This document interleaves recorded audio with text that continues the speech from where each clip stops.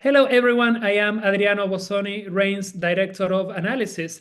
And today I'm here with our Europe analyst, Matteo Illardo, to talk about an issue that is very top of mind these days, and it will continue to make headlines for weeks to come, which is Greenland and the United States push to acquire and exit. We will discuss the details in a few minutes.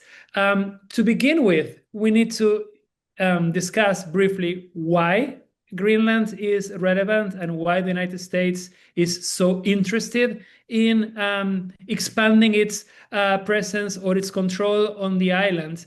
And it's all about the geography. Greenland is in a very, very strategic location for many reasons, right? It's at a maritime choke point. The island is right next to the so-called Greenland, Iceland, UK gap, which is a vital maritime corridor that NATO uses to monitor and restrict Russian and Chinese naval movements between the Arctic and the Atlantic. It's becoming an emerging trade route, especially as the Arctic ice continues to melt. Greenland sits at the gateway of new transpolar shipping lanes that could significantly shorten global trade routes and bypass traditional choke points like the Suez Canal. It's a strategic place from a security point of view. It hosts a US base which provides the primary early warning system for ballistic missiles traveling over the North Pole from Russia.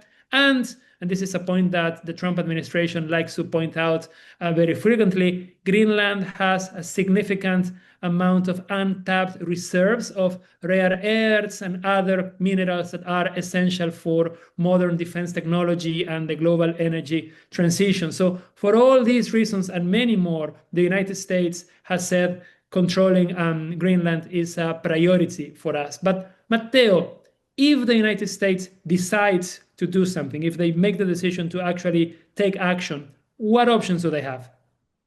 There's a number of options, Adriano, available here, clearly each coming with different degrees of risks and potential implications and effectiveness.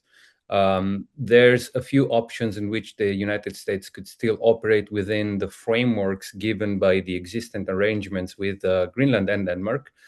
Some of these, for instance, include some form of deal, a grand bargain of sort with the European Union, with Denmark, with Greenland, where all parties effectively come to the agreement of giving the US de facto control over the island without formal annexation. That would preserve, at least formally, Greenlandic sovereignty. It would help Denmark save face back home. It would have to be framed as a Greenland-led choice that has been agreed with Denmark, clearly. And then effectively the US would gain what it wants in terms of presence on the island. So it would gain access to its mineral resources, to its infrastructure, to its military bases, and effectively have control over the inland's defenses. Well, that's kind of the best case scenario for Denmark, I guess. But there are more escalatory scenarios, right? Definitely. So always within, again, at least formally, the remits of what the deal allows, the US could try to bypass Denmark directly, entirely going either with political, economic, or military pressure short of an invasion. So we're still talking about a scenario that does not see the use of the military in any coercive way, but it could see the United States increasing significantly and unilaterally its military presence on the island, according to what it is allowed to do within the current agreement with Denmark, with a little bit of flexibility on its interpretation, effectively massively increasing its military presence, or offering Greenland significant economic prospects, investment opportunities, and political influence, so to accelerate the Greenlandic independence process from Denmark, and then eventually deal with Denmark on its own terms, and eventually pursue some of the possibilities that we've seen mentioned in the media lately so far, such as the compact association, etc. And then there is the most escalatory option of all, which is a military intervention. And after all the events in Venezuela, people around the world, and especially the Danish government and the European government, the European Union, they are thinking about whether or not the United States could actually try a military intervention in Greenland to unilaterally take control of the island without Danish consent or Greenlandic consent. This would create a massive crisis within NATO because NATO has a collective security agreement according to which all member states should protect each other if they are attacked. The question is, what happens if it's one member of NATO that attacks another member of NATO? So there is not a clear roadmap for that. But at least from a military point of view, Denmark and the broader European Union, they have very limited resources to fight back. So the military avenue is not really on the table. I have my doubts about whether or not the European Union is willing to impose significant economic sanctions against the United States in the case of a military intervention in Greenland, because the European Union wants US support on other issues like the war in Ukraine. So I am sure that the European Union would be deeply divided if there was a US military intervention in Greenland. And then there's a question of what this does to EU unity and NATO unity. There is a scenario in which, if this happens, Denmark exits NATO out of protest for the insufficient support. I don't know if you have a different point of view, Matteo, but I seriously doubt that many other NATO member states would be willing to exit the alliance. I doubt that too, frankly. I think that at the minimum, it's better to still be within NATO, even if it's deprived of its sense of unity, of strength, and deterrence capability that come with this profound crisis.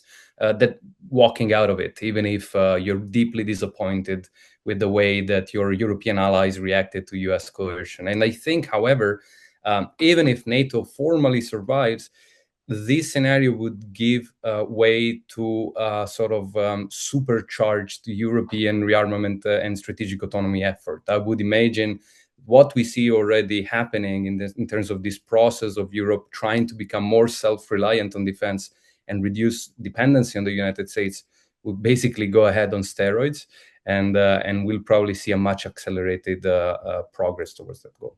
One thing is certain, and that is that if there is a unilateral US military intervention in Greenland, that would make China and Russia very anxious. We expect Russia in particular to progressively increase its presence in its own part of the Arctic and start signaling to the United States that it will be willing to preserve its sphere of influence. It will want to preserve its access to the Arctic, not to the point of a military confrontation, at least in the short term, but there will be an arms race in the Arctic. The situation with China is slightly different. China has a significant economic presence in Greenland and in other parts of the world, like Latin America, where the United States is pledging to have its own sphere of influence.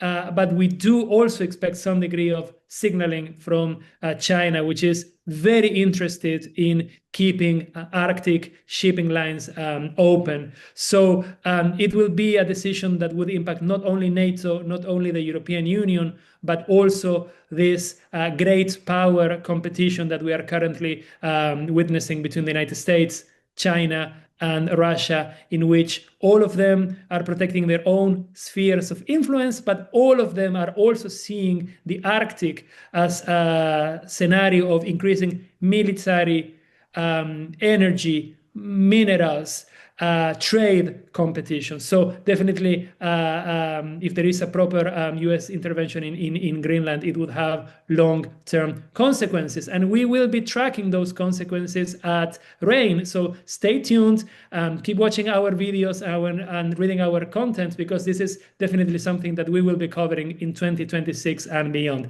Thank you so much, everyone, for watching today.